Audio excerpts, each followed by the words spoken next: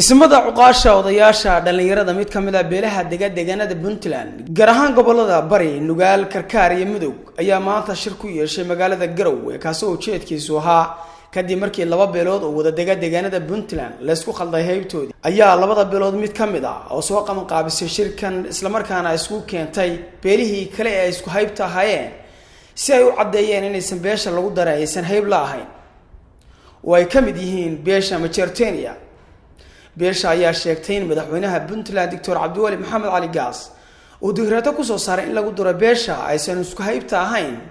ee tumaalaha loo yaqaano wasaday hadalka u dhigeen. beesha ayaa muuqaalo muujinaya taariikhda ay ku leeyihiin Puntland ku soo bandhigay shirka. inta kadib ismida ku sugnaa goobta ayaa qaarkood sheegeen inay yaqaanaan cid ay ku abtirsadaan qoladani isla markaana sheegay inay kamid yihiin beelaha Majeerteeniya iyo deegaanka Puntland. ismadu waxay baaq u direen beesha tumaalaha oo sheegatay beeshan laga bilaabo maantana aysan kamid ahayn meel Majeerteeniya iyo tumaala lagu kala gurayo waa ii maanta aan arkay oo isku leeyahay waxbay way sheegteen qabaa'ilkiiba hadda la jabsanaya oo la isku kabaal qaaday mid waxa leeyahay beesha Cali Xajiijle waxa weeye midna waxaan leeyahay beesha Majeerteen ama Xajiijle oo beelweynta midna walaalaha iyo tumaaladan leh midda koowaad Cali Xajiijle arinta waa noo keenteen magaca la isticmaalay oo la adeegsadana waa Xajiijle waana wadanahay meel fariista inta ka dambaysa anaga wadayno noo daayo aasoo raadinayna ninka dhahaya maanta waxa la yiri xadiis rasuul rabbi calayhi salaatu wasalaam ninkan nasabkiisu ninkan diintiisu koriyeen nasabkiisu ma koriyaa ninka dhahaya maanta Cali Xajiijle ma hadda gacanta qodob waxaan leeyahay beesha Cali Xajiijle qodobna waxaan leeyahay bahwadaagta qodobna waa iga baaq macnaha bahwadaagta waa bahda kale oo Majeerteen bahweynta Majeerteen waxaan leeyahay Cali Xajiijle ilaahay baa ina la dhaliyay isku dhiig isku jid isku jabad dan wadaag iyo dad wadaag ilaahay baa ina ka dhigay Majeerteen oo inta la eg ama inta degan baa loo soo dhacay horta waa mid aan qaadan weynaba wayni sheegayna waa mid aan qaadan ka